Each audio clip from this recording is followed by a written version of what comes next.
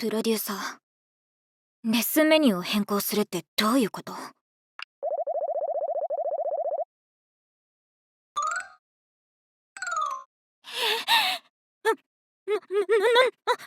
プロデューサー、何ですかこれは？私の写真が壁一面に。身の危険を感じるんですけど。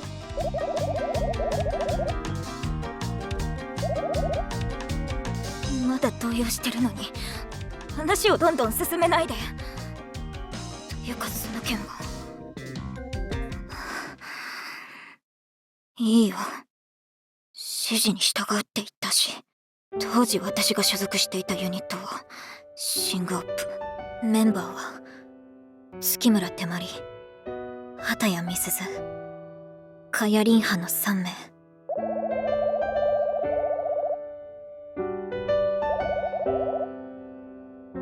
よく見てるね。シングアップの中で私だけがいつも全力だった。だから私だけが目立っていた。ただそれだけ。プロデューサーにはそう見えなかったの？そうでしょ。あいつらは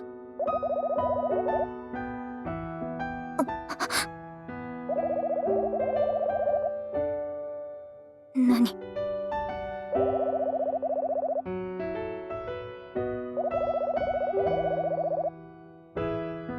体力作りをおろそかにしたことなんて一度もないよ。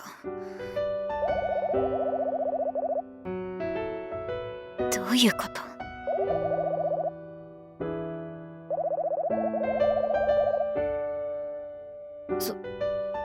それはいいことじゃないの？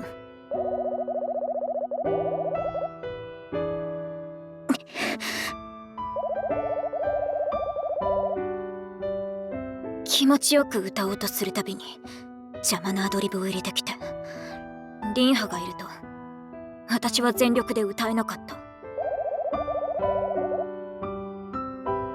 ミスズはいつも怠けてばかり、一度も本気を見せてくれない。ステージの上でも私ばかりを気にかけて。そんなの私は望んでない。プロデューサーって絶対に性格が悪いです。白状すればいいんでしょ。私が2人の足を引っ張っていたって。私よりもはるかにすごい2人が私のレベルに合わせてくれるのがずっと申し訳なかった。仲間の行為に耐えられなかった。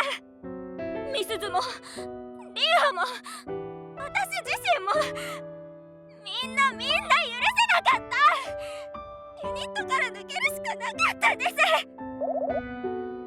一緒にトップアイドルになろうって約束したんです。なのに結局私のせいでバラバラになった。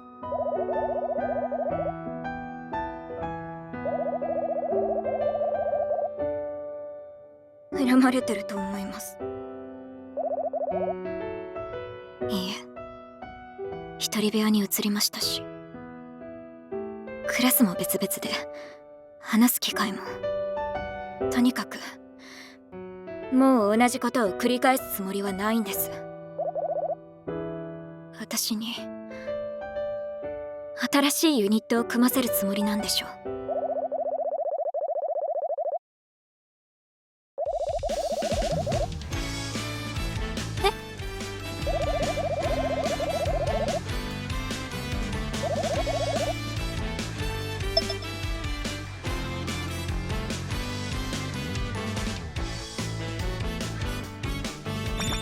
いいんですか？今よりももっと頑張っても。言わないんですか？無理はしないでくださいって。本当に言わないんですか？天気がいいからレッスンを休んでお昼寝しましょうとか、余計なことしないでとか、いい加減にしてくれるとか。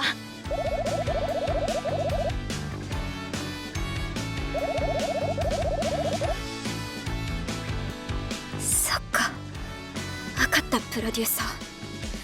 私もっともっともっと頑張って弱点を克服してみ